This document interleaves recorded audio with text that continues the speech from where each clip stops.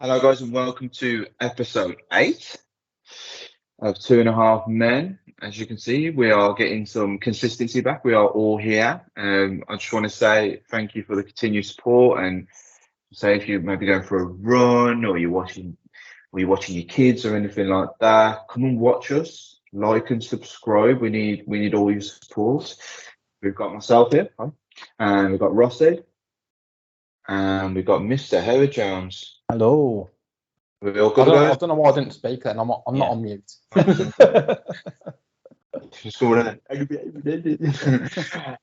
we've got a lot to discuss today, and there's various things. As we said, we're not going to discuss that many games anymore. Probably just big massive ones, big games, big massive ones, and then just have some little games that we're going to play and stuff like that. But first of all, I think there's a big topic that we want to discuss because they are losing a lot of games, and the kind of my head around it is Ten Hag, and how long do we think that Ten Hag is going to last? Because this guy's been losing some games, been losing some players in the dressing room, and overall they just look they just look terrible, didn't they? Let's be honest. So we're going to spend some time talking about that. So my thoughts around it is that obviously last season they looked very good.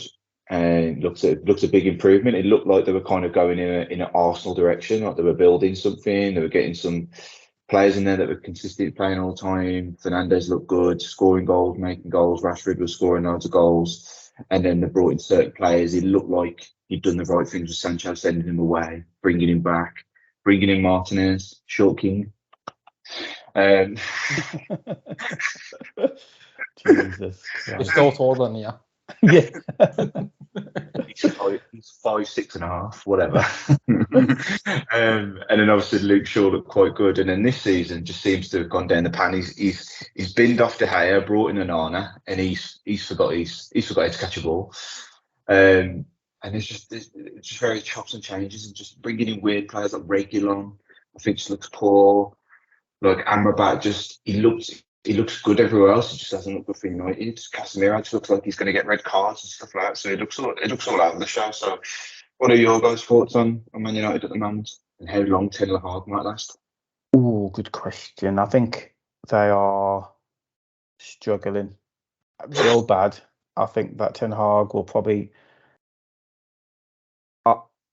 if he lasts, it depends how the form changes, because as I keep saying in the show, it's about 3 or 4 games that really you need to keep your form up, and then that seems to keep people in a job. So if that does happen, then he'll obviously be here for the long one, but I still don't think he will be successful. His record at the moment is atrocious, so he should only be 2 games away, because he's lost like too many games. He's lost 4 this season in the Premier League. Yeah, I got 4. Or 6. I got 6. I got 6 games that he's lost overall, including Champions League. Yeah. And they're all quite 4. Yeah. I think the one game I got a bit of safety recently was the cup game win against Crystal Palace. Yeah, I know, but I don't know. You can't. Then it's not enough, is it? It's not enough, and then they lose to Crystal Palace like days later. It doesn't make any sense. So yeah, I genuinely think he's a couple of games away. I mean, and I feel like if he was given time, because I always think time's a good thing for managers to have. But the drop off from how he was last season was not that bad. I mean, I think they only lost 12 all season out of, I think, 62 games I got here. So that's not bad. Won most of those as well, 41 of them. So, and as you said, the players look good. They look hungry. They look like they were finally over that hump of transition that they've been in for the last 10 years. So, but this start of the season has been terrible, and I don't think it's helped because of the summer was awful for them. It's the one time I realised that players don't want to go there. They were linked to quite a lot of players, but they don't want to go to Man U. The Harry Kane one was big, wasn't it? Yeah, it was. Yeah, I think that didn't help them, and I think he's part of the reason because I don't think he's a manager that carries that clout that players want to go and play for. Yeah, I agree. Yeah. I agree with that. Do you think, when you look at the players and like I look at my own team, Arsenal, and kind of how they've risen, and I look at the kind of body language and the attitude that they have, and I'll compare someone like Odegaard to Fernandes. So if you're comparing talent, you'd probably say that Fernandes is maybe a better player because he scores more goals. But when I look at the attitude on the pitch, I've never seen Odegaard just go, I've had enough of this. I've had enough of this. That one, when they got battered last season by Liverpool, and he was up 7-0. And he's like, sub me off. And you're like, you never have seen that from like Arteta. Well, you wouldn't see off any player, wouldn't you? Especially the captain. If you imagine if you'd done that to Klopp or like say Arteta, Pep Guardiola, you'd never play for the club again. Yeah. You just purposely sub me off when there's nothing wrong with you. It's just mad. And then you get to start the season, he's like, yeah, I'm going to give him the armband. So I just feel like that kind of toxic nature is just going to spread throughout the club. Because he's only positive when things are going well for him, when he's scoring goals, when he's assisting when Man United are winning. When they're losing, I just don't feel like he's got that captain mentality to pick them up off the floor, lead them through games, or talk them through games. I think that's what a lot of the problem is with Man United. I know this is about Ten Hag, what we're talking about, but I know it's his job what's under pressure, but I don't think it's just him. But obviously, it always falls on the manager. But I think the whole club from top to bottom is in a big, massive mess. You've got, like we spoke about it, they've got players there who they don't want there anymore. They didn't quite attract the players they wanted, so they signed that Højlund instead of Kane. He looks like an alright player, but they've not got the players in what they first went out for. And Man United a few years ago, they would have got them players, no problem, because everybody wanted to play for Manchester United. Now it just looks like a graveyard. I mean, talking about like Bruno Fernandes' attitude on the pitch, it's not just him. Pretty much the whole team's the same. There's like a lack of confidence. As everything what should be going for him is going against him, and I think he's lost the dressing room. That will fall on the manager, because if the results ain't there, he's the one who'll lose his job, because the players will still play. Even if they move on to another club, they'll still be playing football. But he will not be managing Manchester United if it carries on. And I think I agree with what Howard said. I think a couple of games and he could be out. Part of me, I don't know what his contract is. So part of me thinks that he looks like he's had enough. So he looks like he could walk. You know what I mean? But I don't know how it's set up in terms of compensation. I know he won't get any, and seemingly not a lot of managers want to take that risk, do they? Because it's money. It's like millions of pounds if they get fired. Oh yeah, he's got to have a big contract, ain't he? So, but he looks like he's kind of at the end of his tether, really, because he looks like he's trying. Fair play to him. I was quite interested when I was looking at his stats earlier. I think he's 62% of his games career wins, and that was consistent with how they played last season in terms of the wins for that season. But this season, it's like 40%. It's dropped off massively. Yeah. And that's just not good enough for Manchester United. It's not like he's managing a mid-table team. It's the biggest club in the world, isn't it, really? And we said before, like the games that he lost, they were outclassed in those games. Yeah. And the games that he won, they were lucky to get a win. Yeah, they were scraping it. Yeah, but like on all of them. Also, with recently, I'm confusing Manchester United. They're dealing with the players. I mean, the whole thing with Greenwood, obviously he was took out of the team for a while. But Anthony seems to be been took out the team for like a week or two, and he's back in. Sancho, they're saying he's going to leave in January. They're dealing with the players. It's not the same. It's a bit all over the place. There's no structure. There's no sign rolling for all the players. No, I was worried for them when they brought on. They were losing to Galatasaray, and they brought on Anthony. I was just like, that ain't gonna do anything for you, at all. We all called that. We all thought that Galatasaray would beat Man United. Yeah. There wasn't any doubt in our minds that Galatasaray would give them a good go, and I think that's the most concerning thing. There's no fear factor around that team whatsoever. No one's scared to go up against them. Their own players are not even scared to go against them. I reckon Sancho's sitting there thinking, I could probably outlast Ten Hag. Yeah, I might get a chance for the next one. It's the it's the mistakes though. That keeper is a problem. Massive. He's crumbling under the weight of that expectation of that club. He can't relax, and he's a relaxed type of player. I get that from the way he plays. He plays from the back. He likes to be. It's almost like the keepers in Sunday League, where they like to be part of the game, so they get the ball, they do bits, they try and do a Cruyff turn here that's and there. What they've gone for it now. They've gone for a goalkeeper to play it from the back. Yeah. But obviously now they've got the goalkeeper. They've got the problem now where he can't use his hands. So they've solved one problem, but got another, which is probably a worse problem. He can't use his feet. Like that pass from the back was terrible. Yeah, but obviously that's what they brought him in for, because they thought, oh, he's a bit better with his feet than De Gea, because obviously De Gea was terrible with his feet, but De Gea was a lot better goalkeeper as in making saves. They should have kept him now, because what's their options now? Because you can't drop. Who are you going to drop? Tom Eaton. Now they did buy another. They've got that Turkish goalkeeper. Yeah, they have. I haven't heard from him, but he may just be a better shout. Really. The thing is, when you sign players and they're not working out, you can't be scared to change things, because that's what good managers do. I mean, you look at, for example, Pep Guardiola, where he was all talking about Cancelo being one of the best wing backs in the world, and then all of a sudden he's gone, and he got loaned out to Bayern Munich, and now he's on loan again to Barcelona, because obviously there was a disagreement and he didn't feel right in being there, so he got rid. But with Ten Hag, it's sort of like the examples there with Anthony. He's gone out of the team for obviously something happened, but he's straight back in as soon as he can get him in. I don't know. It just don't seem right to me. Don't feel right. The money spent as well, because I don't think he could sit there and have an excuse to say, I haven't had my pick. I haven't had the choices that I want. He might not have got his first choice, but he's definitely had a crack at his second and third. Maybe not this season in particular, but they've spent money.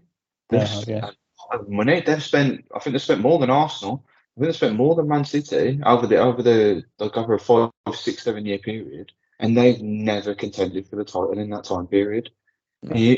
And you just think, like you said, like Rossi said, from the top to the bottom, it's just a toxic club. Like you've got a stadium there, an iconic stadium. It's falling apart. You've got a training ground that is nowhere near the top 5 in the league. You've got like clubs like Newcastle, Brighton that have got better facilities than them. So do you think, like you said, how is any player going to look at that project or that prospect and just go, oh, I want to go there? And I think Ten Hag's fallen into that kind of black hole of just the misery that is Man United. And you just think, people say, oh, these are still the biggest club in the world. I don't think they are. No, I don't think they are, but it depends. Well, when I say biggest club, it's like biggest fan base, biggest sales and that, ain't it? That's what I'm going off of. Yeah. I'm not saying they're actually like best facilities and best team. I mean just overall branding sort of thing. I agree. Like you can't deny the facts and the money and the league table where they are in terms of what they spend and what they bring in as a club. They are one of the biggest clubs in the world. They are. They're not one of the most competitive clubs in the world. They've dropped in the Premier League. No, they've dropped off completely, and there needs to be a realization of that. And it must be difficult. I'm not a fan of a club. I'm not a fan of that club. It must be really tough to have those two things of being the biggest club in the world and not being supported by the way you're playing or the way the club's run. It must be tough, and I don't know what the fix is. I've never seen it. It'd be rare if they start playing. I don't know. There needs to be a massive change, and no one's willing to give it. The owners are a problem because they're hanging on. They're driving that culture because they aren't really doing much to help it change. It's going to be a long one. But football's a weird thing. I don't know if they will get almost not what they deserve, but they do get what they deserve. It's exactly the owners are holding it for $6 billion. They're just ain't worth that at the minute. They're just not worth that. Do you know what I mean? It just looks terrible. It looks like you're trying to buy like an absolute massive mansion, 100 acres of land, and when you get there, it's on fire. The thing is, what the hell? For them, it's a business, ain't it? So your business goes off your success. and they haven't had no success. So they can't price £6 billion for a business what is not succeeding. That's as simple as it is. Okay, I've got some questions for you then. So, from both of you, obviously, we'll do each one. So, how many games has Ten Hag got left to save his Arsenal career, Man United career? Oh, I'll let you go, Rossi. I'm going to have a look at the fixtures that they've got just in case. Well, they've got Brentford in now this weekend. Yeah, they've got Brentford. Yeah. I think that'll be a tough game. So, Oh, but I'm not going to say anything about the result because obviously predictions will be later. But let's just say they lose that game and probably the game after. I think it could be curtains then. I think haven't they got 3 very winnable games the next 3? No, Oh. they've got 2, and then they got City. Wow. So they've got Brentford. Sorry, I don't mean to interrupt, but the trouble is, They always play well against City. I know. If they do lose, they have a couple of games before the City game. You can't really sack him before a big game like that. So maybe you'll be sacking after the City game, I'd say.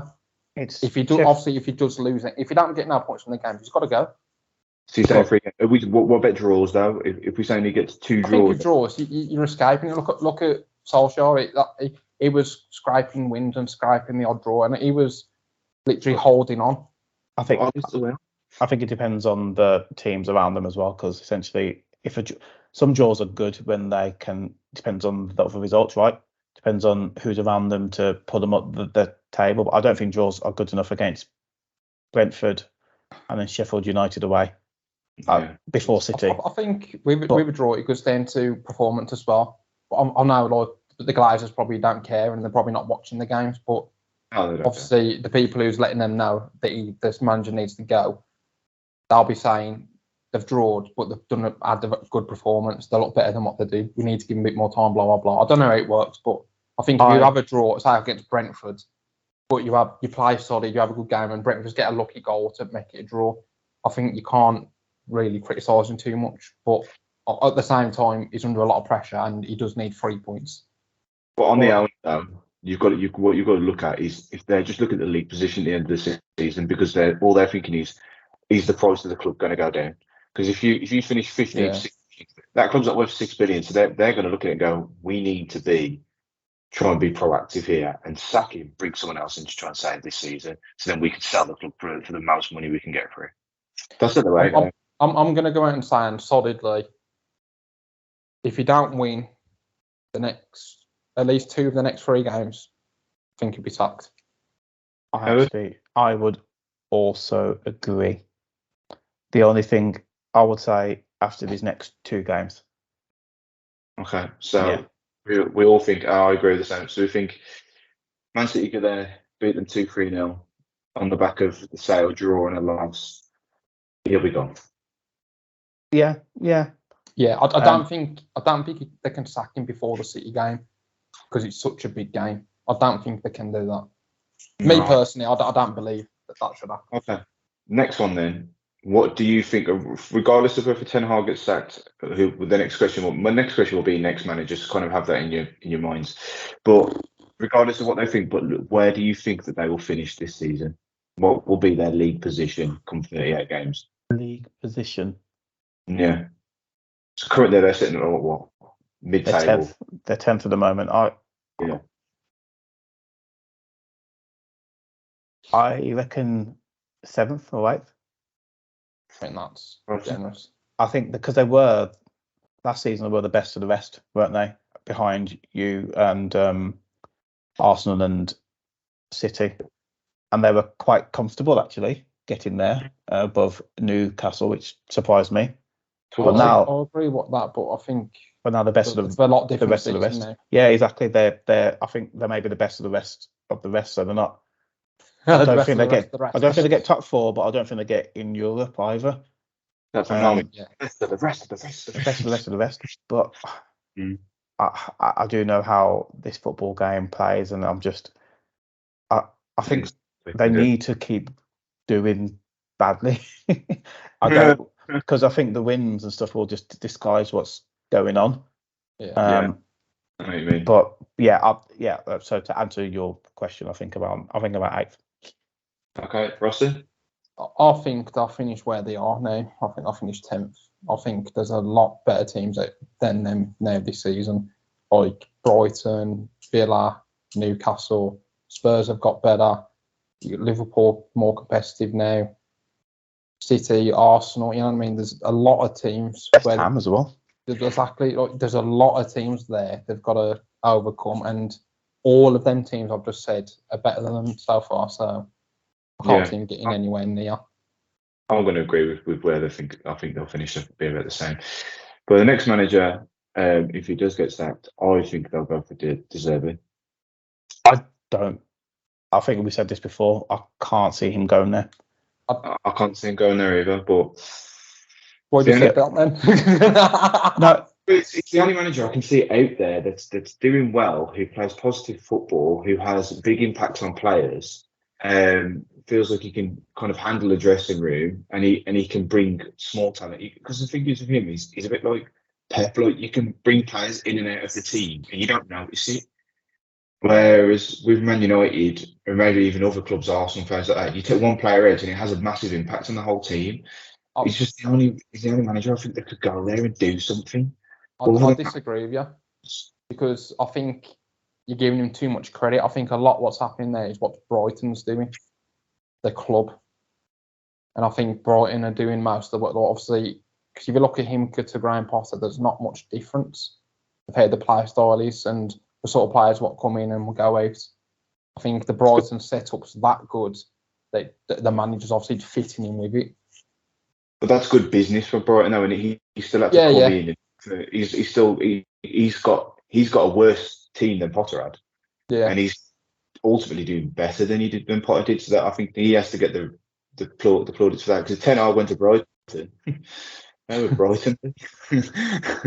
I think that you mentioned Potter. I was literally just going to say Graham Potter. Could you? You've got too much press around him.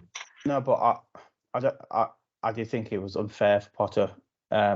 Again, I think he should have been given time, because stat wise, they were doing the same thing they're doing under Poch. They were getting the XGs and actually making chances, but they couldn't score them.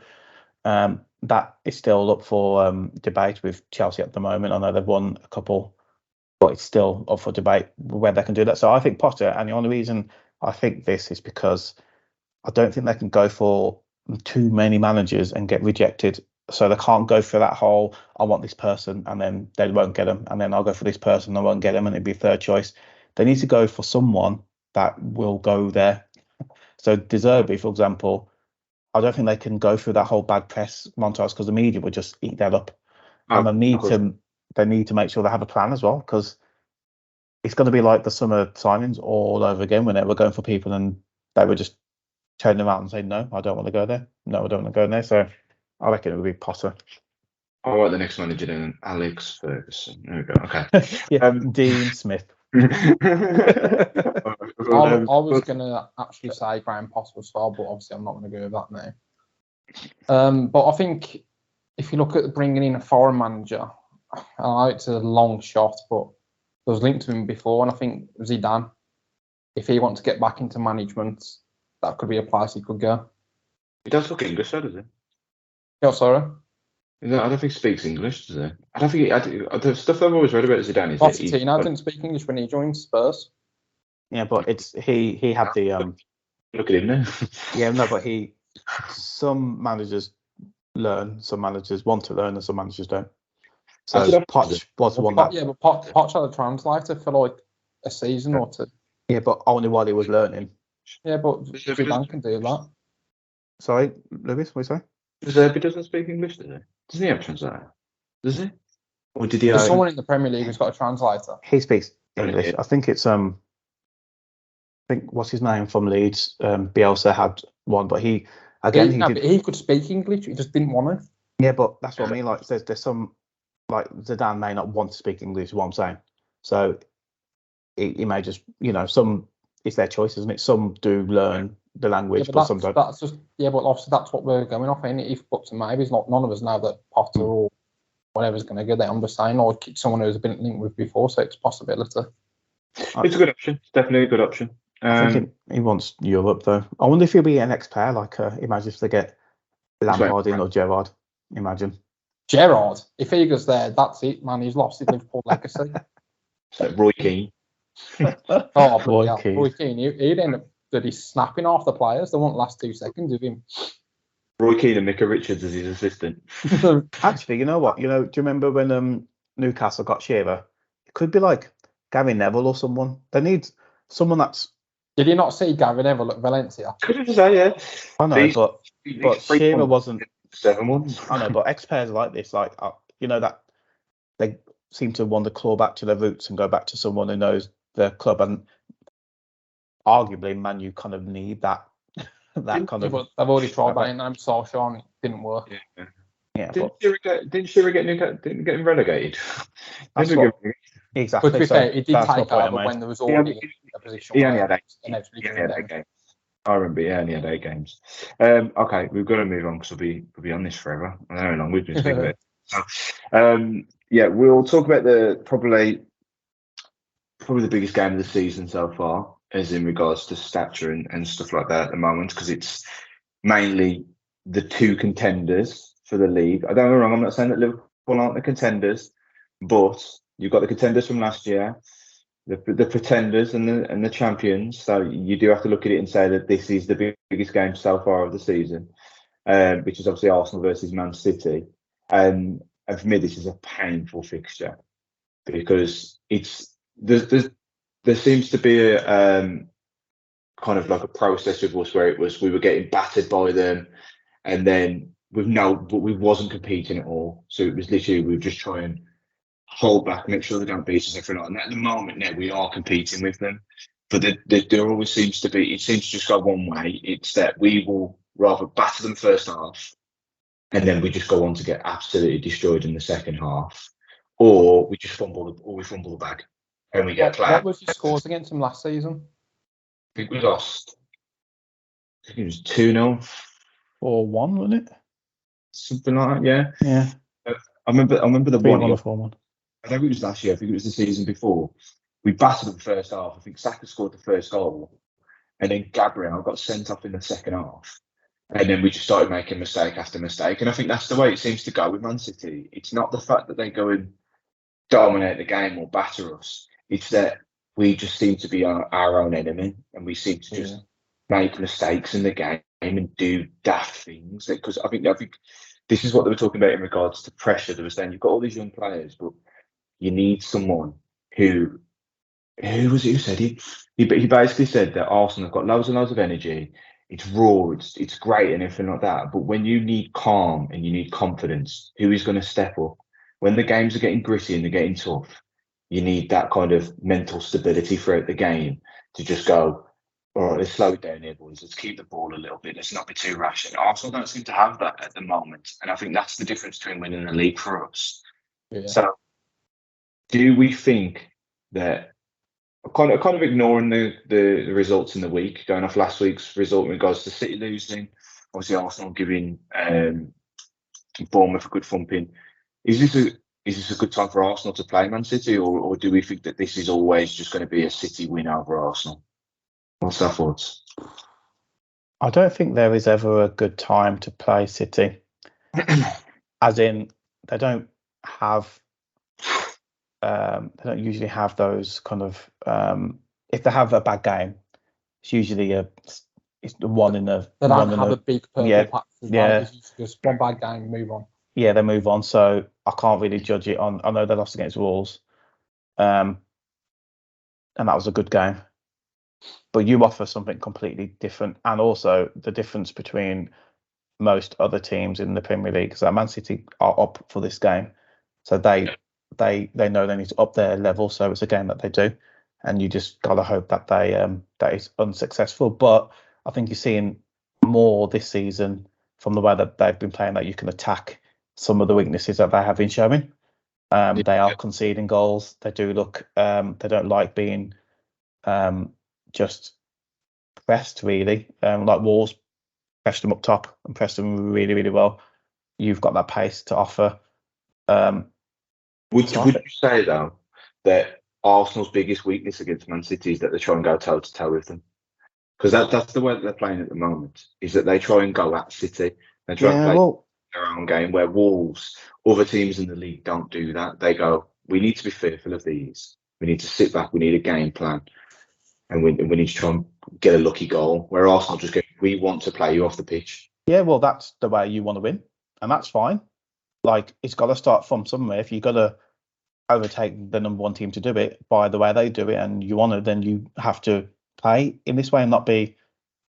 But understand the risks, like Man City. Understand the risks, the way that they play. That if it doesn't work, it doesn't work. They lose the game. You've got to understand it. You can't, as you said before when we were talking about Unai, and you said that like Arsenal that didn't really suit him because he changes the way he played most games, and like he forms a team that can play against the weaknesses. You want to be playing one way, boshing teams in your way. So I'll just keep playing that way. But obviously you've got to be wary that it's going to be a mentally exhausting game for the players, but it'd be really, really good if you actually get one over them playing in their own way. I mean, that will push you through the next 6 or 7 games with that win alone. It'll be very interesting to see. And this season, they are slow starters. They don't look like as energetic as they usually end the season being. They don't look like typical City, do they? No, so this could be the best time to do it. Very different as well. It's very different. I disagree. I think it's a bad time for you to play them because they've got players back now, and then you've just lost a couple of players for injury. So I think for that side of things, the way you look at it, I think it's a really good time to play them. But I disagree with what you're saying as well with matching the way they play, because I mean, I'm speaking about my own team. I'm not being biased, but if you look at the way Liverpool play against them, they over the last few years, Liverpool have been the only team really what City have actually struggled to outplay, because we've just outran them. We've put in more steps on the pitch. We've just running for all the balls. You just got to be energetic. You can't stop. You can't. You have to be thinking ahead of what you're doing with City. And if you can do that, you can, especially the pace you've got, you can really cause some damage to them, because they've not looked the best at the back at all this season. No, they haven't. Well, I think that's the difference, though, isn't it? Is that like the way that City play and the way that Arsenal play is very, very similar, isn't it? It's bringing those left backs into play centre mid. It's trying to have full control over the ball. It's trying to have full, but the contest all over the pitches has to be the possession, all of it. Where Liverpool's it's fast. It's like boom, straight at the end of the pitch to score a goal. It's that sort of thing. Where Man City's but that's what you can do, and get your wingers diverting in and get your centre forward to drop back. I think the best way you could play against City, which you might be surprised, I'd play Havertz as a false 9. I think that's your best player to play against them. He might not have a choice because we've got to. I'm guessing if then he's got to. Who will it be? Like Jesus, Havertz, and Trossard? Yeah, I'm thinking that's probably the best way to do it. Is probably have Havertz for the middle, play Trossard on the left, and maybe put Jesus out on the right, because I don't think Martinelli's back. So and then you've got to look at maybe Vieira in the thinking, but then I look at Vieira and just go, he still needs to bulk up a little bit. He's still got a lot to learn, that lad has. And as I said, I think I would love for a Smith Rowe's got a chance there, but even he doesn't. Why has Vieira got to play? Well, if Havertz is playing false 9, then unless you bring in what's his name? Jorginho. I'll be playing Thomas Partey central and Royce and Odegaard. Thomas Partey's not back. That's a problem then. I think it's probably going to be. You could do Royce and Jorginho and play Odegaard in front, and then you get more control over the ball. But then that slows the game down. Yeah, I'd probably go with Vieira. Yeah. He's looked quite sharp actually this season. I think he's looked quite different from last season. I think it's going to be a chess game really. It's going to be like an energetic chess game. You've got Man City, you've got Haaland that's not being firing, even though he's still scoring the odd 2 goals here and stuff like that. So you may be expecting you can't ignore him. But he's seemingly only like one-dimensional. He only does one thing. So as long as you stop that, That's it. yeah. But as in, like, he's just, he doesn't like track back. He doesn't like to play deep, does he? Like, stay where he is. You need to watch him. He'll go on Gabriel, he will, because Gabriel has the capacity to lose his head. He won't go. You watch Haaland, he won't go anywhere near Saliba, because Saliba's cool, calm, collected. He's got the pace to keep up with him. He'll look at Gabriel and think, I can wind that lad up. Yeah, but what Arteta's got to do is got to sit there to say, you're the defence, you're in control. Saliba, man mark him and don't leave him the whole game and let Gabriel float around. Even if Haaland wants to follow him, Saliba, get on him, don't let him breathe. Do you know what Arsenal have as well? It's really weird. I don't see it with other teams. There's actual times in the game where we're very weak. So the first 5 minutes of the game, Arsenal are very weak. If you look, we can concede in the first minute of the game a lot of the time. And I'll guarantee you that Man City will come firing out the blocks to try and get an early goal. You saw it last season. There's been a few times this season where we've looked very vulnerable at the back. And then just before half-time, we're very weak. We seem to concede about that 39th minute. You look at the Spurs game, Spurs start to take control. As you got past that 35 minutes, they just seem to lose their heads a little bit. And then also just after the half as well, when you get to about 54, 55 minutes, there's about a 10-minute period there where Arsenal will just will fall asleep. It's basically saying during the start of either half, you slow starters.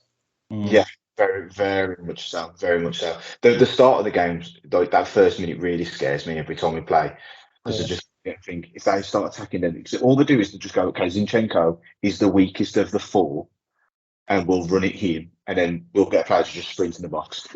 It's mad. Was it Southampton that did it last season? Just straight in the box. Yeah.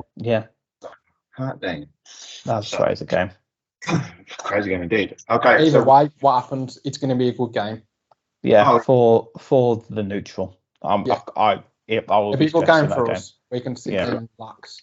But Lewis is going to, I don't know, he's going to need some help. Is Pep back? Is Pep back on the sidelines? Because he was out for the Wolves game, wasn't he? I don't know how much he's suspended. He's suspended from being on the side of the pitch, but I don't know for how long. No, he was. Yeah, he sat in the stands in the Wolves game. Mm-hmm. So it's usually got one game for a manager, ain't it? Yeah, not too deep, really. The lineups will be key for that game. Obviously, fingers crossed everyone trains well and does bits and pieces, so there's no surprises of any injuries on the day. But yeah, man, that's going to be a great game. Sunday, well, I think City and Arsenal now with the benchmark, ain't they? So I don't think you'll have any problems about people not training properly, and I think they'll all be ready for this. I hope they all go for it. The Zandy Gate. Well, you'll be more up for it because of your result in the Champions League as well. I think a loss always revs you up, and you want to rectify that as soon as possible. And it's best against one of the best teams in the league. So definitely. All right, we'll move on to our next section. So we've got a little bit of a top 10 going on here. So we are going to look at players who have wasted their careers. So these are players with good talent that have wasted. So obviously this isn't in regards to injuries, because obviously that's not wasted. That's kind of things that just happen. Obviously there can be somewhere bad lifestyles can probably cause you problems that can get you injuries, but on the whole, this is players that have had talent and just completely wasted it. So, shall I go first? Yeah, sure. Okay. So, shortest to tallest. I like that one. But I've got a big top 10 now. That's what I'm saying. So I'm not going to, in any particular order, I'm not going to rank them from the most wasted to the thingy. I'm just going to start from, I'm going to do the opposite of Drake. So I'm going to start with Ravel Morrison. So obviously I'm guaranteed it's going to be on all 3 of our lists. And you always just look at the, what? Not on mine. All right. Well, that's a good one, though. It is a good one. So obviously he's a player that was they won like loads of cups in their youth and everything like that. They said that he was the best player of that whole team, and obviously there was loads of talent in that team. And then they just said he absolutely wasted it. I have seen glimpses of stuff that he's done, and he was a fantastic player. I don't know. I don't think anyone really knows the reasons why he kind of just never was able to make it. But yeah, it's mad that somebody who could have that much potential just never, because it wasn't even the fact that he, like some of these players on here have showed glimpses or had little bits of a career where they've done well. He never had a career, did he really? He just kind of floated about. So my next one is always a player that I actually wanted to do well, and he just never really did, and that is Balotelli. I love Balotelli. When he come to Man City, I don't know why, I was just genuinely excited. And he just obviously just had arguments all the time with the manager. He's caused loads of problems. And I think that's his issue. He's just got an attitude problem. And I'm not saying he could be one of the best strikers of all time or anything like that, but he could have been a 10 times better striker than he was. He could have got loads more goals. And yeah, just completely wasted. My next one is probably one of my most hated players of all time, and that is Paul Pogba. I don't like the way this guy goes about his business. I just think he's all about brand deals. He's all about him being the center of attention, and then he tries to play the victim, and I just find it absolutely disgraceful. And you could see the stuff he did when he scored both them goals against Man City, which is the only probably game we can cling on to say that he did anything good for Man City. You don't know, I think there was one season where he got loads of goals, loads of assists, but he never really took control of games. He never really battered opposition. He didn't really have that kind of, like, for a stature of somebody who was like Toure, he never imposed himself on games at all. My next one is Varane. Obviously, mainly looking at the Man United and Chelsea, he's just absolutely. It's like he come with such a big reputation, and he was just the biggest letdown. So, after that, I've gone for Paul Gascoigne. Had him. We've got loads. You've got loads, what I've got.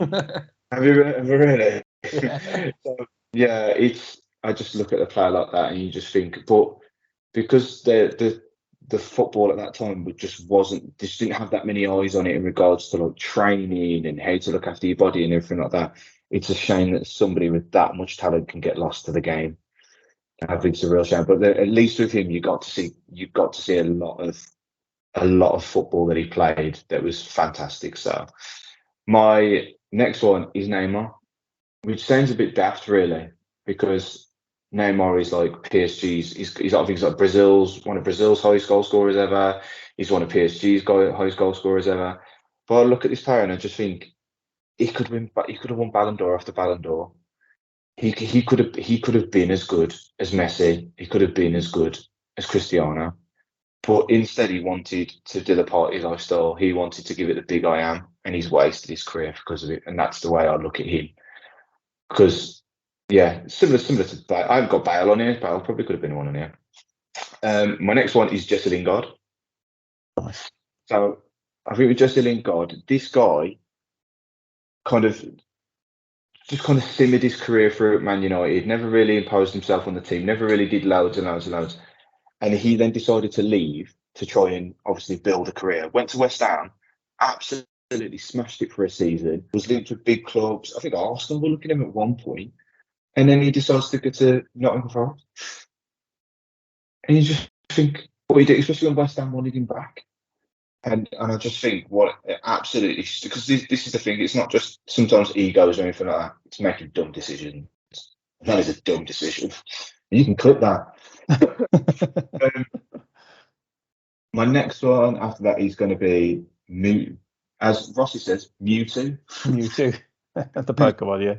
Yeah, Mewtwo. Yeah, just hated Mew. That was his problem. Mewtwo. So obviously, this is the guy who got caught with. It was cocaine, wasn't he? Yeah, it was.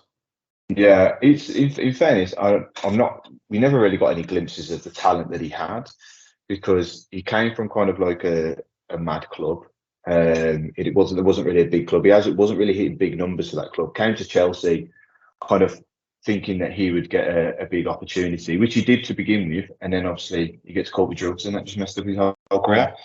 But it was a lot of money, wasn't it? It was like 22.5 million he signed for. Yeah, and a lot of strikers. I remember the strikers there at the time. They did interviews afterwards, and they were fuming because they were like, "This guy's coming. We don't know who he is, and he's starting in front of us." And they basically kind of saw what he did coming.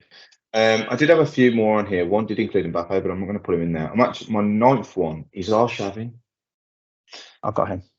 Yeah, and this was just the fact that when he came to Arsenal, he was really good. But he came to Arsenal when he was quite old. And he was rather in his 30s, or was close to his 30s, and he spent 10 years just playing for. Was it Spitterberg? Zenit, yeah. Zenit, yeah, that's it. So he was playing for Zenit for 10 years before he left, and you just think he must have had that talent all the way, and then he just come to Arsenal, and he was kind of already over the hill a little bit. So, and then my number 10 is any striker that moved to Chelsea. Any one of them. Any striker. You again. Yeah, you put 9 on the back of a Chelsea shirt and put a player in it. That guy is wasting his career. He's thinking, I'm got to go because I'm awful. So there's my top 10. Wow. Any player. Are you going to go next? Yeah, mate. Oh, and I've also got Sebastian Veron. I think he moved to Man United at the time where they probably had the best midfield in the world. And he did break into that team, but just didn't live up to his performances. And I think he just crumbled under the pressure he was under. And Chelsea signed him, and he was just still the same there. Yeah. Number 9, I've gone for Saviola. Oh, yeah. Saviola. At the time, his time, like 2001, I think it was like rated the best young talent in the world. He played for Barcelona and Real Madrid, and his career dipped after that sort of stage. He didn't really do anything after his youth career. I've gone for Adu for my 3rd one. Ready. You as well. He was a big name prospect, and he must have been good because he broke into a team in the MLS, I think, at the age of 14. Yeah. I mean, you don't hear of many players doing that. I've never heard of any player doing that, to be honest. But I felt like he come on the scene, played as a youngster, got into the American national team, and not heard of him since. I didn't know what ever happened to him. I think he went on the trial for Man U. Did he? Yeah. I think, and I don't think obviously nothing happened at the back of that. He might have been overrated, but I think when you break into a team at the age of 14, I think he must have had something, but obviously never worked out. My 4th one, I've gone for a player you said in the injury list on the episode where it was just you two, but I've gone for Adriano because I don't think it was the main cause of his career was through injuries. I think it was his personal life. Obviously, we all know what he did. I'm not going to go into it, but his personal life had a massive impact, and obviously he weren't looking after himself, which led to the injuries. But it all started from his personal life. I think if he just had a better surrounding, he would have gone on to have an exceptional career, maybe as good as R9 Ronaldo's. Yeah. My next one, I've gone for Gascoigne as well. I don't think he had a terrible career, but I think he could have had a lot better. But obviously, his mental health come into it, and you let yourself go. And everybody speaks that he could have been the best player England ever had, and probably the best player at his time when he was playing. So I think he didn't quite live up to that, and I think we all wanted more from him. But yeah, I've also gone for Balotelli. I didn't even have him. He could have been a lot better than what he was if he had a big ego. And I mean, Jose Mourinho said about the best players he's had, and he said when he was at Inter Milan that Balotelli was his best player, and that was a strong Inter Milan team. Obviously, the one that wins the Champions League, and I think when you got a player like Jose Mourinho, I mean, it's not just any manager; it's one of the probably the best manager in the world. When you were saying this, and I just think you got a manager speaking about you like that, and then he didn't have a terrible career because obviously he won things, but Yeah. individually, his lifestyle and his attitudes, everything towards football could have been a lot better. And I just think he let himself down, and well, look where he ended up. Like, lower end teams in the Italian league and French league. My next one, I've gone for Paul Pogba as well.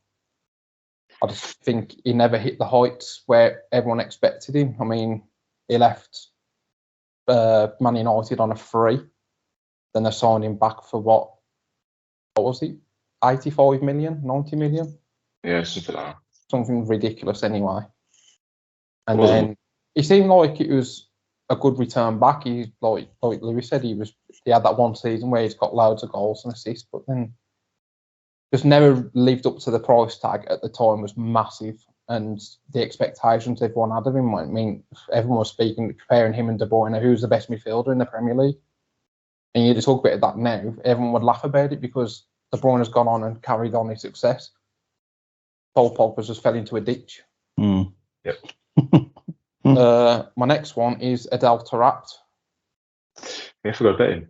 Yeah, Quality. I mean, skills-wise and everything like that, he had it all. He had both feet. He was so skillful, good on the ball.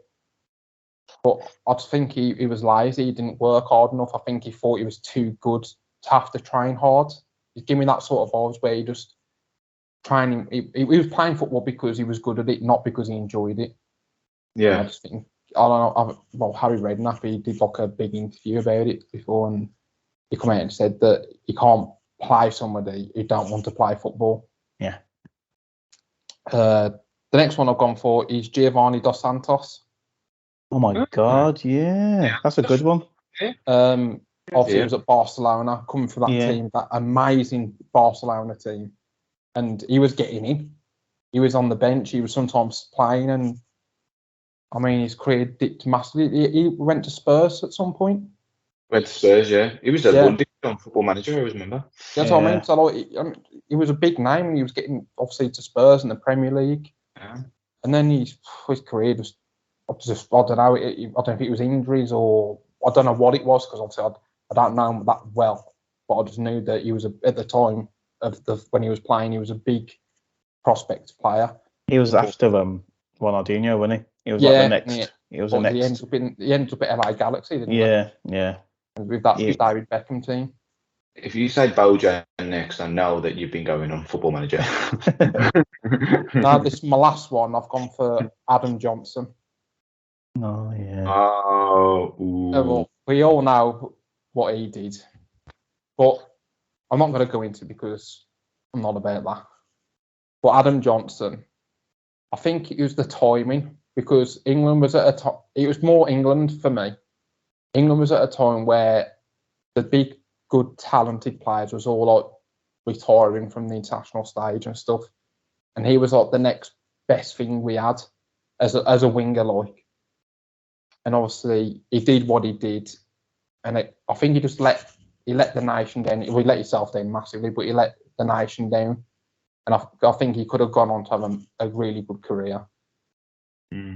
That's my 10. That's a good 10.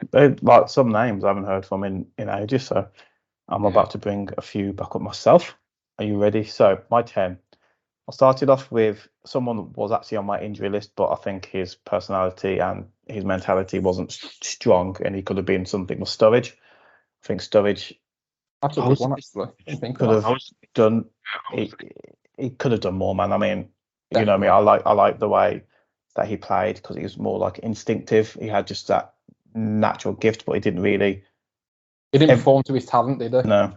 Everyone on this list, I think, could have played and should have played at a better level. And it's probably down to mentality. So I've got Sturridge as my 1.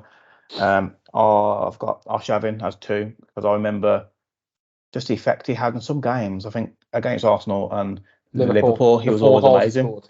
honestly, I haven't seen a performance like it. It was fun to watch. He was quality, and he had that kind of cheeky, kind of carefree kind of look that he enjoyed playing football. He enjoyed that. He was class.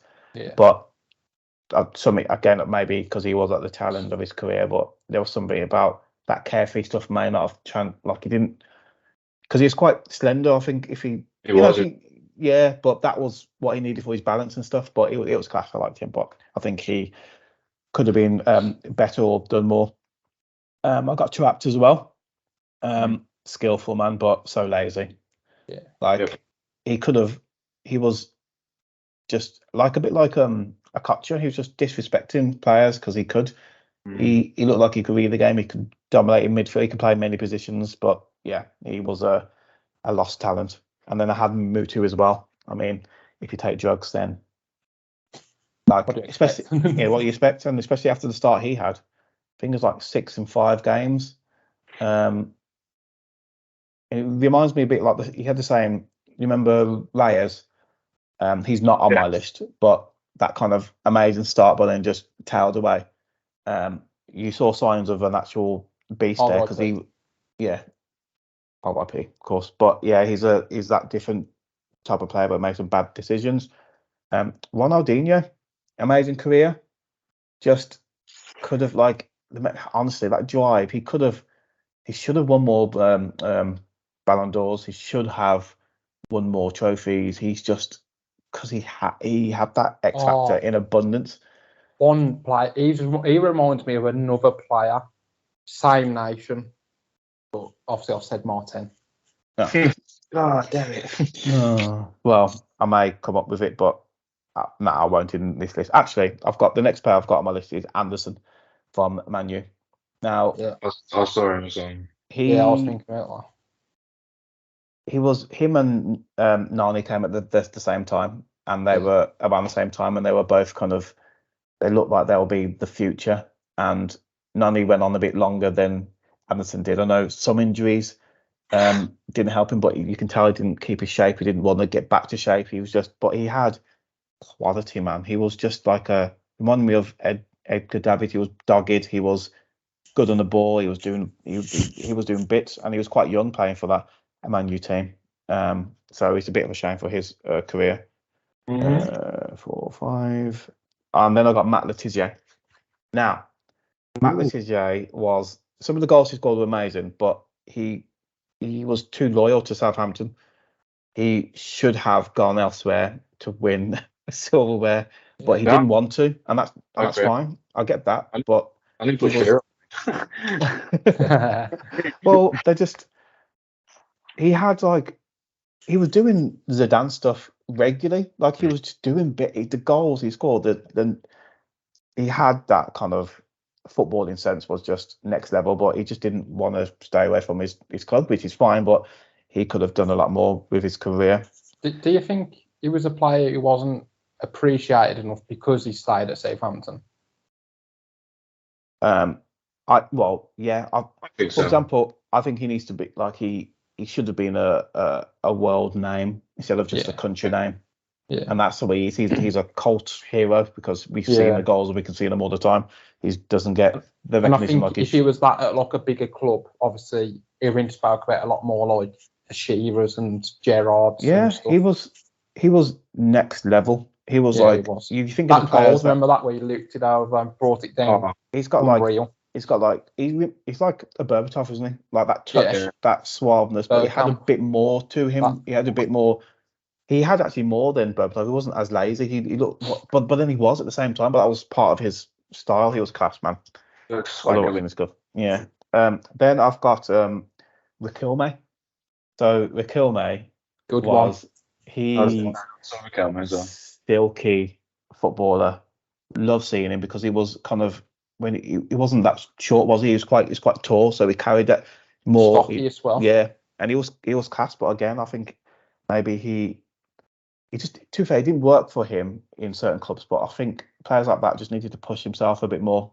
Personally, he went to Villarreal and bossed it. But I was just about to say, look, I think where he did have probably best part of his career was at Villarreal. Yeah, it was. But again, he got him noticed, but I didn't want to move. I think he went back to his hometown club. And I think there's a thing with quality South American players. They do really well, but their lifestyle and maybe the family stuff, it kind of catches up with them, or they sort of takes them back to where they come from. And also, I can't imagine it being easy to move to Europe and have a home and life there and stuff like that. But it just, there's a few players. Isn't it? You give them that influx of money. Yeah. It's mad. It's mad. I'm gonna say the next one I had, same as you guys, is Gascoigne. Again, lifestyle and mental health issues just did not help him, and he was at the time that football was one or the other. You had players that were starting to train all the time and look after their bodies, and players that went to the pub and did drugs and did bits and pieces, like a Sunday game, like just turn on to the game fixed. Yeah. Well, like Merson said, he did it most of the time, and he's as a ministry. Yeah. So yeah, Gascoigne is 9, and then I was going to go for the Cobra. I mentioned him earlier when we were speaking, like 240 player, but I'm actually going to go for Ross Barkley because I think he's. I loved Ross Barkley when he first burst onto the scene, and I still think he's got it. I just like the way he plays. He's skillful and he's got that, but he's just, I don't think he's got it. He hasn't made good decisions, and he hasn't seemingly acted in the right way to work on what he needs to work on. And that may be giving him too much. I don't know these players. I don't know what their stories are, but Ross Barkley is, for me, a wasted talent because he should have been. I wanted to see him for England, and part of me still, like, I always still want to. Like when he went to Luton, I was like, oh, I'm glad he's back. Hopefully he does bits. And he's kind of like a forever young player as well, isn't he? Like he's always, I don't know how old he is now, but he's got 30, I think. Is he? But I always think of him like early 20s for some reason. He kind of he had like a Rooney edge to him, didn't he? Yeah. Like dogged kind of just attitude to the game, and shame. The thing is as well, look at how tall he is. He was quite strong. He had a lot of skill. He could shoot. He passing. He could do everything. When he was at Everton, he was ridiculous. Everyone was speaking about this Ross Barkley. He went to Chelsea and he just never worked it. And I think when, as a regular football watcher, you get an idea of how players are going to go, and you could just tell that mentally he wasn't there. No, he was losing it, wasn't he? He was. He was. That's my telling. We've got to move on to these predictions because Howard doesn't want to edit. I don't want to edit. Carrying on. No. So we'll finish with the last part, which is the predictions for the games coming up at the weekend. I don't know what order you've got them in, Howard. I've just took them off. They are on Google. So do you want me to go first? Yes. Shall I? I will call out the. Howard, you read them out, and I'll read out the teams, and then you. Okay. So I've got Luton, Tottenham. I've got away win. Away win. I do think Spurs is they're in a good run at the moment. I think they'll do well. Okay, and then Burnley, Chelsea. Burnley, Chelsea. I'm going for a draw. I think. Okay. I'm not putting my bet Chelsea anymore. I'm telling you now. Let me know. Everton, Bournemouth. Everton, Bournemouth. I've got an away win. Interesting. Bournemouth are good this year. I like watching them. I like them too, actually. Fulham, Sheffield United. I've gone for a draw. I think Fulham just look considerably weaker, and I think Sheffield will just scrape a draw in that game. Okay. It's a big one. It's not a big one. Man U, Brentford. Man U, Brentford. I've gone for a draw. It's a big one if you're a Man United fan. It shouldn't be there. That's the problem. But that's the position where football lies at the minute. It's a big game. It's probably the best team that Man U could play based on the form of Brentford at the moment. If you're gonna, but they're education, aren't they? So Palace, Forest. I've gone for a Palace win. Okay. I'm looking at this going. I'm just seeing loads of draws here. I think I'm going to have to pick some teams to win. Yeah. Jesus. Mine are. I'll spare mine later anyway. Brighton, Liverpool. Home win. Oh. West Ham, Newcastle. Very chilly. It must be on something. Yeah. Right. West Ham, Newcastle, did you say? Yeah. Away win. Okay. I think that's easy. By the way, I'll speak about Newcastle later, but they were ridiculous in the Champions League. Big up to them. If we had I time, was a Newcastle fan that night. I was cheering them. They were incredible. yeah. Anyway, Wolves Villa. I've gone for a draw in this one just because I just think the occasion's just going to be scrappy. I just think, Derbies you can't really call. Especially Wolves Villa derbies, they're always strange. Yeah. And the worst game of the weekend, Arsenal Man City. Home win! Home win! Yay! Okay, perfect. Thank you. Interesting scores. Okay. Both me or you, Glossy? I don't mind. Do you want me to do it? Yeah. Go on then. Okay. Luton Spurs, I've gone for an away win. Okay. I think Luton haven't got much, and the Spurs will be quite comfortable in that game. Burnley Chelsea, I've gone for an away win. I think Chelsea getting a win, I think it's done them good, and I think they can move on and get a few more wins now. Everton Bournemouth, I struggle with this one because I feel like you don't know what you're going to get with Everton at the minute, because I thought they were going to come back and play well, but Bournemouth got thumped by Arsenal. I've just gone for a draw because I couldn't decide. Fulham Sheffield United, I've gone for a Fulham win. Okay. Win. There's not much to say about that game. I think it'll be quite boring. Yeah, I agree. Yeah. Man United Brentford, I've gone for a draw just because I think Brentford will do well because United will be doing poor, but I just think they'll end up scraping a draw.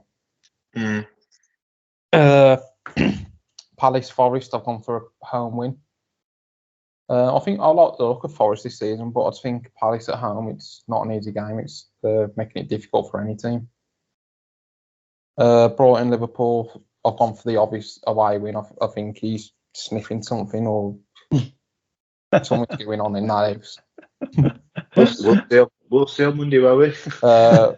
West Ham Newcastle, I've actually gone for a home win. I don't think it's an easy one, like you say. I think Newcastle could be a bit hungover from the big night in the Champions League, and I think it might catch up on them, and I think they might just be a bit leggy. They should be. They didn't stop, man. Yeah. They were relentless. Wolves Villa, I think I agree with what Louis said. I think it'll be a big atmosphere and that, but I have gone for a Villa win because I just think that Villa have got more quality. And if anyone's going to go on to win the game, I think it will be Villa, and I think there'll be maybe a goal from Wolves, 2-1 win. I'll go for Villa.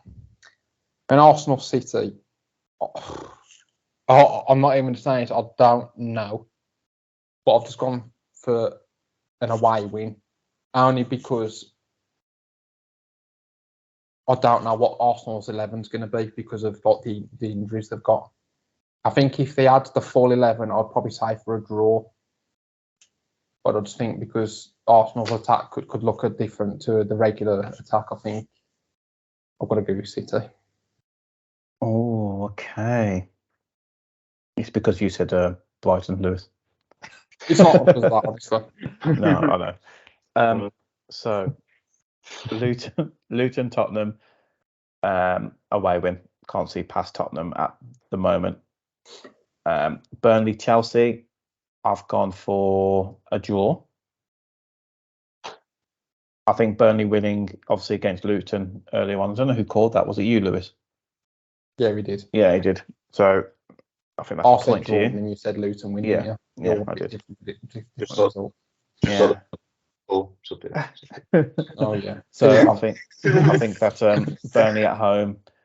I mean, I've got a name on result, and I think if you're going to cling to something that move you on, I think Burnley winning a game really, really helps them. So then they've got Everton, Bournemouth. I've also got a draw in this game. Everton, I don't know how to call their home performances are worse than their away ones apparently. And Bournemouth, Everton. Yeah, and Bournemouth away. I still think that the home advantage for Everton make it a difficult game for them to win. So I think it'll be a draw. Fulham, Sheffield United. I think it'll be a Fulham home win, but it wouldn't surprise me any result in that game. Sheffield United looked better after their 8-0 drubbing, but yeah. Man U, Brentford. I've actually gone for a home win. I'm going to go for Man U win. The reason I'm going for Man U win is because, as I said to you a second ago, Brentford, if any team in the Premier League in terms of form, it's the right team to play if you need to get a win, a home win. So that's going to probably put egg on my face, I'm sure. Palace, Nottingham Forest, I've gone for a draw. I think with Eze out, I don't think Palace carry that much of a threat. Oh, is he out? He is out, yeah. He's not in the England squad anyway, is he? Because he's a... Oh, yeah, I've seen that actually. Yeah, you're right. Yeah, so I think he's injured. So I don't know, and Forest have impressed me. Brighton, Liverpool, I've gone for an away win for Liverpool. It's all right. Thanks for the money, mate. It's cheers. No, I just think Brighton. I don't know. It'll be again. That's the second game I'm interested in over this game week. West Ham, Newcastle. I've gone for an away win. Newcastle again. I keep saying it were amazing, but I do hear what you say about the energy levels. So that it may cause. And I haven't got much of a squad, have they? They've got a good team. But I haven't got much of a squad, and West Ham are doing bits, so it'd be a tough game, but I do think an away win. Wolves, Villa, I've gone for an away win, but I know it'd be tough, and derbies are...